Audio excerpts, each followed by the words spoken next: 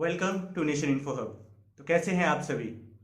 जैसा कि आपको पता है कि हम हर हफ्ते आपके लिए लेके आते हैं इंडियन लॉ फॉर ऑल या हिंदुस्तान का कानून सबके लिए, और उसी के तहत हमने पढ़ना शुरू किया कॉन्स्टिट्यूशन की सीरीज़ को हम आगे बढ़ा रहे हैं। और हम चाहते हैं कि हम आपको आसान से आसान अल्फाज में, आसान से आसान लफ्ज़ों में आपको समझा सकें कि कॉन्स्टिट्यूशन क्या है, कॉन्स्टिट्यूशन का अलग अलग आर्टिकल क्या बात बोलता है। तो इसी सीरीज़ को चलिए हम आगे बढ़ाते हैं और कंटिन्यू करते हैं अपने आर्टिकल 21 को। आर्टिकल 21 के 3 वीडियो आ चुके हैं इससे पहले। सबसे पहले में हमने आपको इंट्रोडक्शन दिया था कि आर्टिकल 21 क्या बोलता है। उसके बाद हमने आपको बताया था कि आर्टिकल 21 के अलग अलग एस्पेक्ट्स में एक जो था कि पॉल्यूशन फ्री एनवायरनमेंट होना चाहिए, आपको शुद्ध वातावरण में रहने की आज़ादी, आपको एक ऐसा वातावरण प्रोवाइड किया जाना चाहिए जिसमें आप खुशहाल ज़िंदगी गुजार सके, आपकी सेहत को कुछ नुकसान ना हो। उसके बारे में हमने बताया था। फिर हम आगे बढ़े और हमने देखा कि जो मुजरिम लोग हैं, जो कैदी लोग हैं, अलग अलग जेलों में बंद है, उनके लिए किस तरह का कानून हमारा कॉन्स्टिट्यूशन प्रोवाइड करता है। उसमें हमने देखा था कि उनको प्रोटेक्ट करने के लिए और उनको नॉर्मल ज़िंदगी गुजारने के लिए क्या चीज़ दी गई। हमने उसमें अलग अलग लॉज के बारे में भी बात किया, उन लॉज को हमने देखा और उनके नाम से हमने जाना। इसी सिलसिले को आगे हम बढ़ाते हैं और फिर हम देखते हैं कि कैसे आपकी प्राइवेसी के बारे में बात किया गया कि आपकी खुद की जो प्राइवेसी है, कि आपको 4 दीवारी के अंदर जो आप रह रहे हैं उसके बारे में किसी दूसरे इंसान को पता नहीं चले कि आपकी निजी ज़िंदगी में क्या चल रहा है, और उसको कैसे प्रोटेक्ट किया गया। हमने उस चीज़ के भी बारे में बात किया। तो आपको आसानी के लिए ऊपर आई बटन पर आप क्लिक करके हमारा आर्टिकल 21 का फर्स्ट एपिसोड से आप देख सकते हैं और समझ सकते हैं। तो चलिए अब हम आगे बढ़ते हैं और बात करते हैं आर्टिकल 21 के दूसरे कई और एस्पेक्ट्स के बारे में। उसमें एक बात जो आ जाती है वो ये है कि हमारा समाज जो है वो इतना डाइवर्स है, इसमें अलग अलग किस्म के लोग हैं और अलग अलग किस्म के धर्म हैं, जाति है, कस्टम है, रीति रिवाज है, उसी को फॉलो करने के अलग अलग और तरीके भी हैं। हर धर्म के लिए अलग अलग चीज़ है जो वो लोग फॉलो करते हैं। और जब हम बात करते हैं हमारे समाज का, तो समाज में बनता है हमारा मर्द और औरतों से, दोनों के अलग अलग राइट्स हैं, दोनों अलग अलग तरीके से सोसाइटी में बिहेव करते हैं, एक्ट करते हैं, या कह सकते हैं हम कि वो अलग अलग तरीके से काम करते हैं। अब हमारी समाज जो है वो है एक मेल डोमिनेटेड सोसाइटी, एक ऐसी सोसाइटी जिसमें मेल का डोमिनेंस है, उनका संप्रूव्ड है, उनका ऐसा है कि वो लीड करते हैं, वो हर जगह सबसे ज़्यादा आगे बढ़कर होते हैं। मतलब मान लीजिए कि मर्द जो हैं, जो मेल फिगर है, वो डोमिनेंट पोजीशन रखते हैं सोसाइटी में, हमारे समाज में उनका एक ऊंचा मकाम है, और वो ऐसा भी करते हैं कि अपने उस डोमिनेंस का, अपने उस पावर का, उस ताकत का गलत इस्तेमाल करते हैं औरतों के ऊपर। तो चलिए हम बात करेंगे आज आर्टिकल 21 में कैसे वुमेन को अलग अलग तरीके से बचाने की बात की गई है, उनके प्रोटेक्शन के लिए क्या क्या रूल्स एंड रेगुलेशन इनेक्ट किए गए ताकि वो सुरक्षित रह सकें मर्दों से। इंडियन कॉन्स्टिट्यूशन जो है वो हर एक को इक्वल राइट्स देता है, भले ही वो मेल हो, फीमेल हो, उन सबको बराबर रखने की बात करता है। हमने जैसे कि आपको एक जगह बताया भी था आपको कि कैसे equal pay for equal work की बात की गई थी। ये था आर्टिकल 19 के अंदर।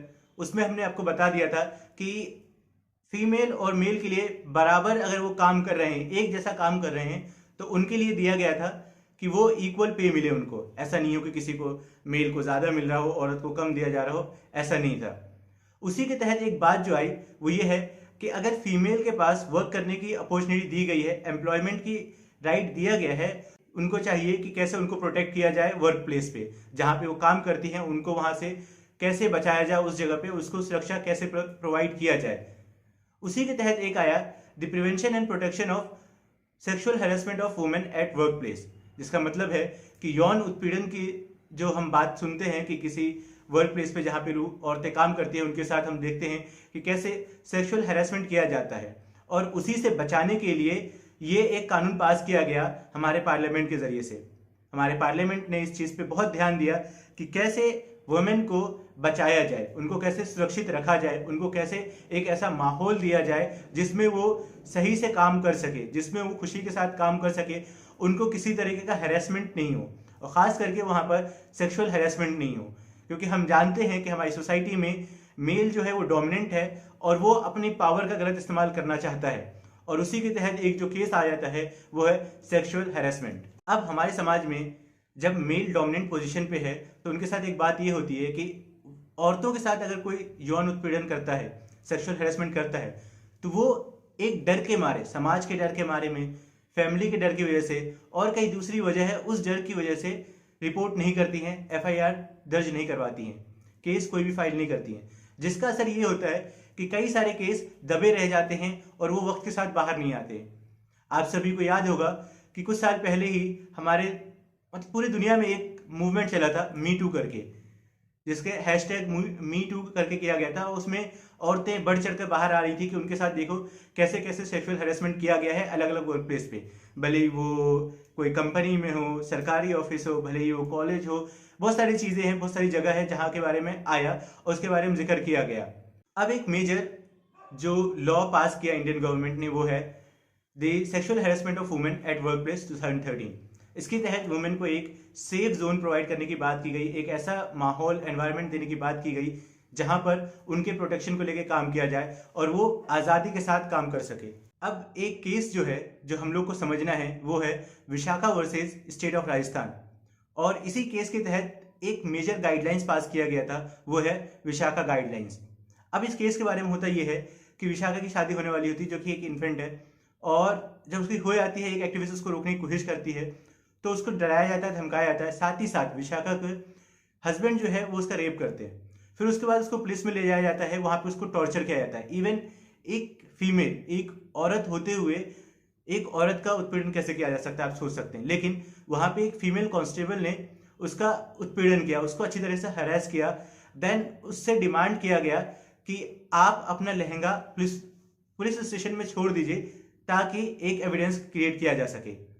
आप सोच सकते हैं कि कितना डरावना हो सकता है ये। और इस केस के तहत ये केस गया हाई कोर्ट में। यहाँ पर हाई कोर्ट ने जो जजमेंट पास किया और जो चीज़ बात नोटिस की, जो नोट डाउन करने के लिए कहा, वो ये था, the high court has observe gang rape of Vishakha and gives the judgment that under article 14(2), 19 clause 3, clause 1(g) and 21 clause 4 of the Constitution of India that every profession, trade or occupation should provide a safe working environment for women employee।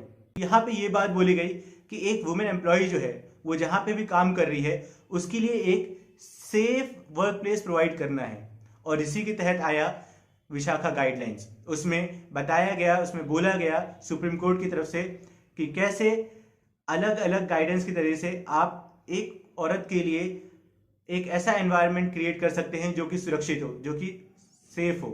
अब जब हमने Vishakha guidelines समझ लिया है तो अब एक बात और समझने की कोशिश करते हैं, राइट अगेंस्ट रेप। अब जब विशाखा गाइडलाइंस पास कर दिया गया और उसके बारे में समझा दिया गया, तो अब हम समझने की कोशिश करते हैं कि राइट अगेंस्ट रेप क्या है। सबसे पहली बात, रेप क्या है?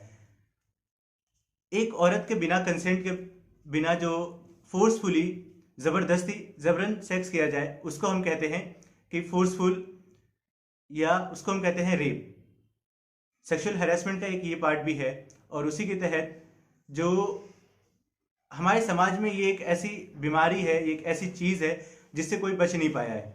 एक और वजह जो है इतने सारे रेप होने का वो ये है कि हमारे यहाँ मेल ज़्यादा है और फीमेल कम है। जो मेल फीमेल का रेशियो है 1000 के इसमें हम देखते हैं, उसमें अभी के टाइम में हुआ है कि थोड़ा सा बढ़ गया है। इट इज़ ऑलमोस्ट 970 समथिंग, मतलब 970 है पर 1000 मेल पर। लेकिन एक दौर ऐसा भी था जबकि 930 तक पहुंच गया था और उससे भी बिलो हो गया था। हम अपने देश के अलग अलग राज्य में देखते हैं कि वहाँ पे मेल फीमेल रेशियो बहुत ख़राब है, जिसकी वजह से रेप की तरफ लोग बढ़ जाते हैं। अब हमारे मुल्क में जो है बहुत सारी दिक्कतें हैं और रेप से बचने के तरीके भी हैं। हमारा लॉ जो है वो कई बार इतना ढील दे देता है कि जो एविडेंस इकट्ठा करना होता है वो एविडेंस मिल नहीं पाता है, जिसके तहत जो ऑफेंडर है, जिसने रेप किया है, जो रेपिस्ट है, वो बचकर निकल जाता है। इंडिया में ऐसे कई सारे स्ट्रिक्ट लॉज की ज़रूरत है जिससे रेप को कम किया जा सके, क्योंकि जो चीज़ आपके दिमाग में बस जाए उससे आप कैसे बचेंगे? अगर आपको सज़ा नहीं दी जाए तो दूसरे लोग उससे इंस्पायर होते हैं, उससे प्रभावित होते हैं। उनको लगता है कि अच्छा वो तो बच गया, तो अगर मैंने भी रेप किया, अगर मैंने भी यौन उत्पीड़न किया तो मैं भी बच जाऊंगा। जब स्ट्रिक्ट लॉज पास किया जाएगा और लोगों के ऊपर उसके अंडर ट्रायल किया जाएगा तो जो रेप है वो कम होगा। लेकिन बात ये चलती है कि ना स्ट्रिक्ट लॉज है, ना पुलिस इतना ध्यान देती है, और औरतें भी खास करके डर की वजह से सामने नहीं आती हैं कि उनकी इज्जत खराब हो जाएगी, लोग उनको कहेंगे कि ये खराब कैटेगरी की है, इसका कैरेक्टर अच्छा नहीं है। क्योंकि हमारे यहाँ एक जो चीज़ है वो है, सबसे पहले हम अटैक करते हैं किसी के कैरेक्टर के ऊपर, किसी की ज़ात के ऊपर, और ये बहुत गलत चीज़ है। जब तक आप और हम मिलकर किसी के कैरेक्टर को अच्छी तरीके से नहीं देखेंगे और उसको क्रिटिसाइज करना बंद नहीं करेंगे, जो चीज़ उसके साथ हुआ है, जो गलत उसके साथ हुआ है, तब तक हम खुद ठीक नहीं हो सकते हैं। तो सबसे पहली शुरुआत जो होती है वो खुद से होती है। सबसे पहले खुद को रेडी करना होता है कि किसी दूसरे इंसान को अटैक नहीं करना है उसकी किसी आप बीती को लेकर। लेकिन हमारा समाज जो है वो खास करके औरतों के प्रति इतना सेंसिटिव नहीं है, वो औरतों को बहुत ज़्यादा टारगेट करता है। इंडियन कॉन्स्टिट्यूशन के तहत जो है वो इक्वलिटी की बात की गई, और जब इक्वलिटी हर एक के लिए है तो उसमें मेल फीमेल का कोई डिस्क्रिमिनेशन नहीं होना चाहिए, दोनों के बीच में कोई भेदभाव नहीं होना चाहिए। और हमारा लॉ भी कहता है कि हम सब बराबर हैं, एक जैसे काम करें। तो इसी के तहत जो वुमेन सब हैं उनको वर्क प्लेस पे हैरेसमेंट से बचाने के लिए 2013 में लॉ पास किया गया, और उसके तहत अलग अलग सेफ एनवायरनमेंट प्रोवाइड करने की बात की गई। वो वर्क प्लेस पे हो, वो यूनिवर्सिटीज़ में हो, कॉलेज में हो, स्कूल में हो, या कोई और दूसरी जगह हो, किसी भी जगह पे हो, औरतों को एक ऐसा माहौल देने की बात की गई जहाँ पर उनको सुरक्षित महसूस किया जा सके, वो खुद को सेफ फील करें। तो ये था आर्टिकल 21 का एक और एस्पेक्ट जो कि वुमेन के बारे में बात करता है, वुमेन के सेक्सुअल हैरेसमेंट के बारे में बात करता है। आज की वीडियो में बस इतना ही। आगे हम और समझने की कोशिश करेंगे आर्टिकल 21 के दूसरे और एस्पेक्ट्स के बारे में भी। अगर आपको हमारा ये वीडियो इन्फॉर्मेटिव लगा है तो please like, subscribe and share. और साथ ही साथ हमारे लिए कोई सजेशन है आपके पास तो प्लीज़ आप कमेंट सेक्शन में लिखकर हमें बता सकते हैं। Thank you for watching nation info hub.